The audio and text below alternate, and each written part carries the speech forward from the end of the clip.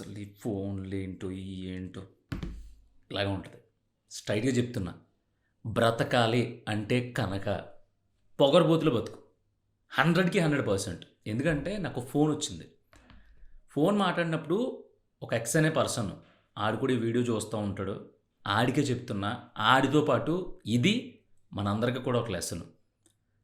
ఒకడు ఏదో సలహా ఇచ్చినప్పుడు వినమ్రంగా అవునా అలాగేనండి అలాగేనండి అలాగండి అని వినేసినంత మాత్రాన లేదు, రే అలా కాదు ఇలా చేయరా బాగుంటుంది, నీకు తెలియట్లేదు ఇలా చేస్తే నీకు బెనిఫిట్ వస్తుంది అని ఎవడో సలహా ఇస్తే తీసేసుకున్నంత మాత్రాన ఇక్కడ బతుకులు మారిపోవు. నీకు బతకాలని ఉంటే పొగరబోతులా మాత్రమే బ్రతుకు. అప్పుడే నీ బతుకు బాగుంటుంది. ఎందుకో చెప్పనా, మీ ఇంట్లోనే మీ ఊళ్ళోనే కొన్ని కొన్ని సిచ్యువేషన్స్ చూసుంటారు. ఆడి పౌరుషానికి వెళ్ళిపోయి 2 ఎకరాలు అమ్మేసుకున్నాడు రా. ఆ రోజు కొంచెం ఆలోచించి ఉంటే ఆ 2 ఎకరాలు మిగిలేదు. ఈరోజు చూడు ఎలా రోడ్డున పడిపోయాడు అంటారు.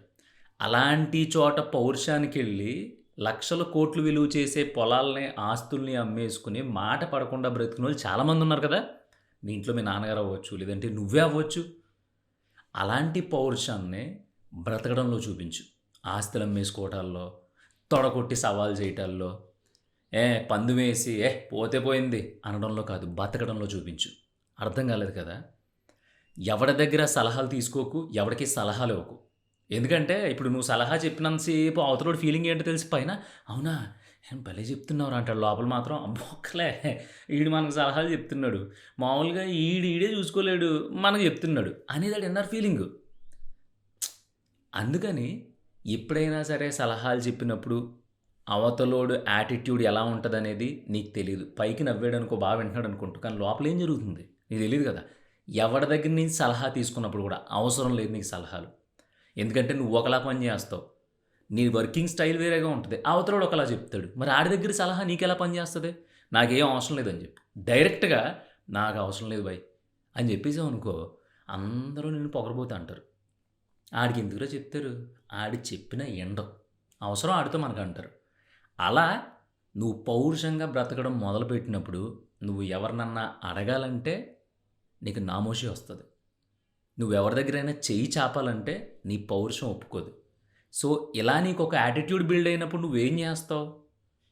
ఏది ఏమైనా సరే నేను ఎవరి దగ్గర సలహాలు తీసుకోకుండా, ఎవరిని ఫాలో అవ్వకుండా, ఎవరి దగ్గర చెయ్యి చాపకుండా నాకు నేను బ్రతకాలి అంటే ఇప్పుడు నేను ఏం చేయాలి అనేది నీ మైండ్ 100 రెట్లు స్పీడ్గా ఆలోచిస్తుంది.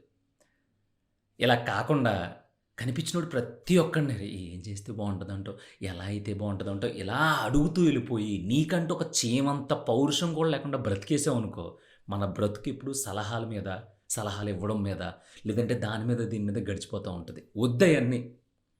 అసలు మీ కొంపలో వాళ్ళు కూడా చచ్చి వీడికి ఇంత పొగరేంటి అనుకోని అంతలా బ్రతికే. ఎందుకంటే ఒక్కసారి ఆ పొగరు నీకు తలకెక్కిన తర్వాత నువ్వు తల ఉంచుకోవడానికి ఏమాత్రం ఇష్టపడవు. కావాలంటే టెస్ట్ చేసుకో. ఆ యాటిట్యూడ్ నీకు వచ్చేసిన తర్వాత ఎట్టి పరిస్థితుల్లోనే ఒక తప్పు చేయడానికి కానీ, లేదంటే ఎవరి దగ్గరైనా ఏదైనా ఆశించడానికి కానీ, పలానా ఓళ్ళు పిలవకపోయినా వెళ్ళి అక్కడ కూర్చోవడం కానీ, లేదంటే అమ్మో వీళ్ళందరూ నన్ను వదిలేసారు, వీళ్ళందరూ నన్ను వెలేసేసారు అనే భయం కానీ ఆ పొగరు నీ దరిదాపుల్లో కూడా రానివ్వదు. ఇది ప్రాక్టికల్ విషయం. చాలామందిని ఏమంటారు తెలుసా, రే ఇంత నెగిటివ్గా ఆలోచిస్తున్నావేంట్రా, అసలు ఎలా బ్రతుకుతావురా నువ్వు అంటారు. ఆడలా బ్రతికితేనే హ్యాపీగా ఉండగలుగుతాడు. ఒక్క మాట, ప్రతి తల్లిదండ్రులు బాధ్యతగా అన్నీ చెప్పి చాలా పెద్ద సర్కిల్ ఇచ్చి, చాలా పెద్ద ఆస్తులు ఇచ్చి, పెద్ద పెద్ద చదువులు చదివించి బయటికి పంపిస్తూ ఉంటారు. కానీ అలా మంచి ఎడ్యుకేషన్ ఇచ్చి, ఆస్తులు ఇచ్చి, మంచి బ్యాక్గ్రౌండ్ ఇచ్చి, మంచి పలుకుబడి ఇచ్చి పిల్లల్ని బయటకు వదిలితేగా ఆ పిల్లలందరూ బాగా బతికారా? వాళ్ళందరూ బాగా సెటిల్ అయిపోయారా? లేదు కదా. ఒక డ్రగ్స్, ఒకటి గంజాయి, ఒకటి ఇంకోటి రకరకాల వ్యసనాలతో కొట్టుమిట్టాడుతున్నారు. ఎందుకంటే ఆడికో పౌరుషం లేదు. ఆ పౌరుషం ఏంటి, రే మా బాబు ఇది, మా బాబు లాయరు, లేదంటే మా బాబు పోలీసు, లేదంటే మా నాన్న ఒక పెద్ద మనిషి, లేదంటే నేను దాన ధర్మాలు చేసాడు, ఇప్పుడు నేను ఎలా ఉంటే అసలు మా పరువు పోద్ది, అసలు మేమేంటి, మా ప్రెస్టేజ్ ఏంటి, అసలు మా కథ ఏంటి అనే ఒక యాటిట్యూడ్, ఒక పొగరడికి లేదు. ఆడికి ఎప్పుడు ఆడికి కావాల్సిన దాని గురించి ఎంతకన్నా దిగజారిపోవడానికి రెడీగా ఉన్నాడు. అలా ఎప్పుడు దిగజారిపోతాడు? ఆడికంటూ పౌరుషం లేకపోతే. అందుకే అంటున్నా, మన మిడిల్ క్లాస్లో మనలో ఎవ్వడో కూడా ఇప్పటికీ ఒకడి దగ్గర ఏదైనా చిన్న చిన్న సాయం అడగాలన్నా 1కి 10 సార్లు ఆలోచిస్తాం. ఎందుకంటే ఆ సాయం అడిగినప్పుడు వాడు చేస్తే ఓకే, ఒకవేళ ఆడు సాయం చేయకపోతే ఇది ఆలోచిస్తాం మనం. తల తీసేసినట్టు ఉంటుంది. అందుకే మధ్యతరగతోడు పూర్తిగా పైకి రాపోయినా, పూర్తిగా కిందకెళ్ళకపోయినా, ఆ మధ్యలోనే కొట్టుమిట్టాడినా సరే ఆడికి పొగరుంది. ఆ పొగరేంటంటే, ఇలా అడిగితే రేపొద్దున్నాడు కాదంటే నా పరిస్థితి ఏంటి? నేను తలెత్తుకోగలనా? అనే యాటిట్యూడ్ ఉంది. ఆ యాటిట్యూడ్ ఉండడం వల్ల ఆడికో చిన్నపాటి గౌరవం ఉంది. పెద్ద పెద్ద ఇళ్లల్లో 2 3 పెళ్ళిళ్ళు చేసుకొని రకరకాలుగా పిచ్చి పిచ్చిగా చేసేసి దాన్ని కూడా పేపర్‌లో పబ్లిసిటీ చేసుకొని, అనౌన్స్ చేసుకొని, వాళ్ళేదో దాన్ని ఒక మా బాధ్యత మేము సొసైటీకి చెప్పాలని ఫీల్ అవుతూ ఉంటారు. ఇక కింది స్థాయిలో బాగా ఇంక లేదు కొట్టేసుకున్నా, రోడ్డెక్కేసుకున్నా పర్లేదనుకున్నోళ్ళు ఇంకోలా ఉంటారు. కానీ మధ్యస్థంగా ఉండిపోయే మిడిల్ క్లాసోళ్ళు ఎప్పుడు ఇలాంటి పనులు చేయరు. అన్నీ దిగమింగుకొని పౌరుషంతో బ్రతికేస్తూ ఉంటారు. కొంతమంది అంటారు కదా! "అరేయ్! ఆడేం లేకపోయినా పర్లేదురా పౌరుషంతో బ్రతికేస్తూ ఉంటాడు ఆడు" అంటారు. అలా పౌరుషంతోనే బ్రతకాలి. అలా బ్రతికినప్పుడు మన మనసు గాని, మన మైండ్ గాని ఎవ్వడి దగ్గర తల వంచడానికి యాక్సెప్ట్ చేయదు. సో, నువ్వు తల వంచకూడదంటే ఏం చేయాలి? నీకంటూ ఒక సెపరేట్ ఐడియాలజీ ఉండాలి. నీకంటూ సెపరేట్ గ్రోత్ ఉండాలి. అందరికంటే నువ్వు బెటర్‌గా బిహేవ్ చేయాలి. అందరికంటే నువ్వు బెటర్‌గా ఉండాలి. అందరికంటే నువ్వు తోపులా ఉండాలి. నీ పొగరు నిన్నెప్పుడు అదే మేలుకొలుపుతూ ఉంటది. ఇలా ఉండు, ఇలా ఉండు. అలా ఉన్నావంటే రేపొద్దున నువ్వు తలదించాల్సొస్తది. తర్వాత నీ ఇష్టం. రేపొద్దున్న నువ్వు ఇలా చేసావంటే రేపొద్దున ఖచ్చితంగా అందరి ముందు తలదించుకోవాలి. నీ ఇష్టం. అని చెప్పి పొగరు అనేది ఎప్పుడూ మనిషిని నిద్దట్లో కూడా యాక్టివ్‌గా ఉంచుతది. ఆ పొగరు ఎలాంటి ఆటిలో ఉండాలి? బతికే దాంట్లో. దిగని ఆస్తులు అమ్మేసుకొని, బెట్టింగ్‌లేసేసి దాంట్లో, లేదంటే ఒక రూ. 1,00,000 ఇక్కడ పెట్టేసి దా చూసుకుందాం దమ్ముంటే ఇలాంటి ఆటిల్లో కాదు. నీకంటూ ఒక సెపరేట్ ఐడియాలజీ బిల్డ్ చేసుకోవడంలో, నీకు నువ్వు స్వతహాగా నిన్ను నువ్వు ఇష్టపడడంలో, ఆళ్ళు ఎవరో ఏదో అనేసారు, నన్ను మొత్తం అందరూ నా మీద పడిపోయి నన్నందరూ నెగెటివ్‌గా చూస్తున్నారు. నాకే ఎందుకు ఇలా జరుగుతుంది? నేనే తేడా ఏంటసలు? ఆళ్ళందరూ బానే కలిసుంటున్నారు కదా! ఇలా కాదు. నీకు అర్థం కావట్లా. ఇప్పుడు మనమే అంటాం. ఏంటి ఆ పులి, బెంగాల్ టైగర్ అసలా చాలా అద్భుతం. దాన్ని మించిన రాజు అడవిలో ఉండదు. తొక్క, తోటకూర ఈ కొటేషన్స్ అన్నీ నీకు తెలుసు. కానీ నీకు తెలుసా? టైగర్, బెంగాల్ టైగర్ స్పెషల్‌గా అది దాంతో పాటు ఒక 20 మంది పులులతో కలిపి అంటే ఒక తల్లి పులికి ఒక 5 పిల్లలు పుట్టినాయనుకో పులి పిల్లలు. 5 కలిసి పెరగవు. ఒక వయసు, ఒక వయసొచ్చేదాకానే తల్లి కూడా తిరిగి పాలు తాగి, తిని, ఒక శక్తి ఏర్పడిన తర్వాత సెపరేట్‌గా ఎళ్ళిపోతాయి. ఒక్కో దానికి ఒక టెరిటరీ క్రియేట్ చేసుకుంటాయి. ఒక్కసారి ఆ 5 పిల్లలు తల్లి నుంచి విడిపోయి సెపరేట్ అయిన తర్వాత, ఒకదాని భూభాగంలోకి ఇంకొకటొస్తే చంపేసుకుంటాయి. ఒంటరిగా బ్రతుకుతాయి. చాలా గుట్టుగా బ్రతుకుతాయి. చాలా సీక్రెట్‌గా బ్రతుకుతాయి. అసలు ఒకదానికంట ఒకటి పడవు. అసల ఈ వేరే వేటాడే జంతువుల్ని తప్ప మనిషిని గాని, ఇంకో దాన్ని గాని చూసి చూడాలి, లేదంటే ఆటిలతో ఉండాలి అని అయి అనుకోవు. తోటి పులితో కూడా. లిటరల్‌గా చెప్పాలంటే ఒక మీట్ అంటే ఎప్పుడైతే పిల్లల్ని కనాలనుకుంటాయో, అప్పుడు ఆడ, మగ కలిస్తే పిల్లల్ని కనేస్తే ఎవరి టెరిటరీలోకి అయి ఎళ్ళిపోతాయి. వేటాడుకుంటాయి, తింటాయి, సీక్రెట్‌గానే బ్రతుకుతాయి. ఎందుకంటే అయి దాక్కుంటున్నాయని కాదు. ఆటికొక యాటిట్యూడ్ ఉంది. ఇది నాది. నేను ఇలాగే బ్రతకాలి. నేను ఇలాగే ఉండాలి. ఆళ్ళ దగ్గర, ఈళ్ళ దగ్గర నేను బ్రతకను. అలా బ్రతకడం మొదలుపెడితే గుంపు కడితే దాని బ్రతుకుండదు. సో, పులంటే నీకంత గొప్పదే. పులితో పోల్చుకోవడం అంటే నీకంత ప్రీషియస్. మరి దాని లక్షణాలు నేర్చుకోవాలంటే మాత్రం మనకు బద్ధకం. పొగరుబోతులాగానే బ్రతుకు. పొగరుబోతు అనిపించుకో. ఏ విషయంలోనో అర్థమైంది కదా! నీకంటూ ఒక సెపరేట్ ఐడియాలజీ క్రియేట్ చేసుకోవడానికి, నీకంటూ ఒక సెపరేట్ గ్రోత్ ఉండడానికి ఆ పొగరుతోనే ఎదగాలి.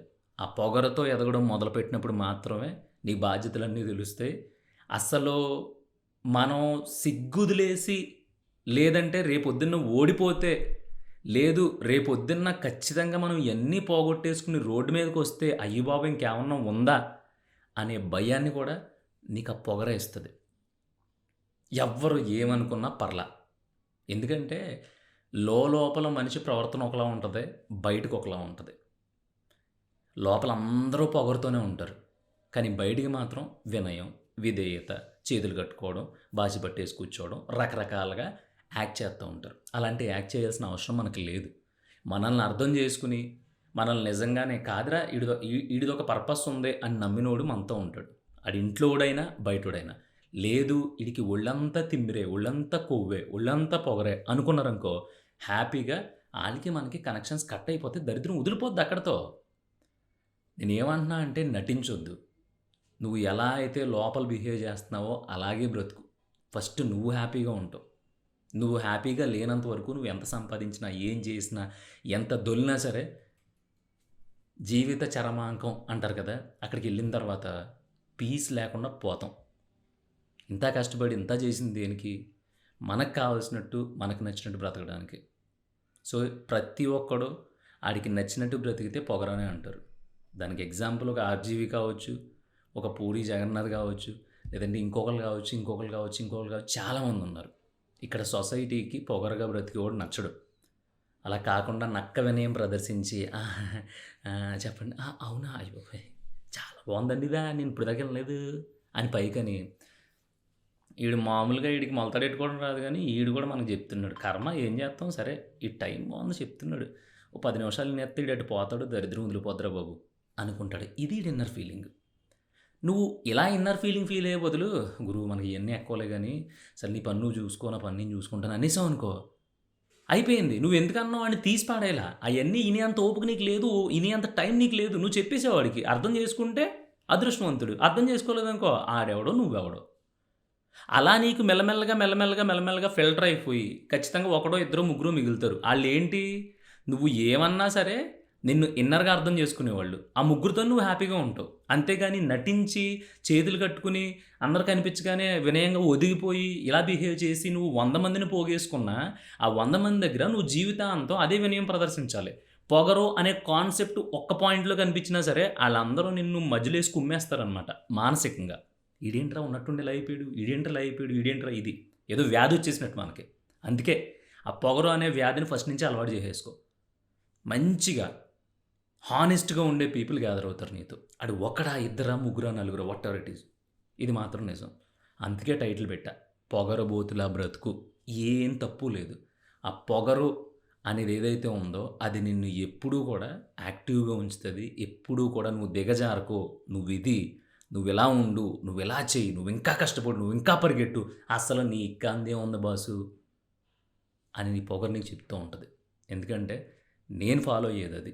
నాకు వర్కౌట్ అయింది. ప్రతి ఒక్కడికి వర్కౌట్ అవుద్ది. కాకపోతే ఈ పొగరు అనేదాన్ని ఎవడినో తీసి పడేయడానికి, అవతలోని తక్కువ చేసి చూడడానికి, లేదంటే ఆళ్ళని ఈళ్ళని తిట్టడానికి, సవాళ్ళు విసరడానికి, పందాలు కాయడానికి 100% ఉపయోగపడదు. మన ఎదుగుదలకు ఉపయోగించుకుంటే మాత్రం రాకెట్ ఎళ్తది చూసావా? అలా ఎళ్తావు.